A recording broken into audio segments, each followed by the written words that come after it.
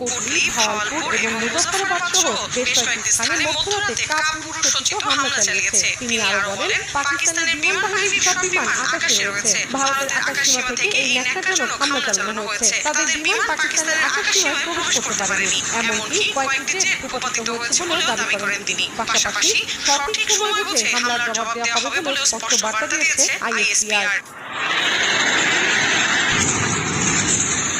এদিকে এই হামলার দায় স্বীকার করেছে ভারত। এক বিবৃতিতে ভারতীয় সশস্ত্র বাহিনী জানায়, অপারেশন সিঁদুর নামের অভিযানে পাকিস্তানের বেশ কয়েকটি জায়গায় হামলা চালানো হয়েছে। তাদের দাবি, এই হামলায় সশস্ত্র গোষ্ঠীর অবকাঠামো লক্ষ্য করা হয়েছে। পাকিস্তানের সেনা সদস্যদের উপর কোনো হামলা চালানো হয়নি। হামলার পরপর ভারতীয় সেনাবাহিনী তাদের এক্স অ্যাকাউন্টে একটি পোস্ট করে জানায়, ন্যায় বিচার নিশ্চিত হয়েছে।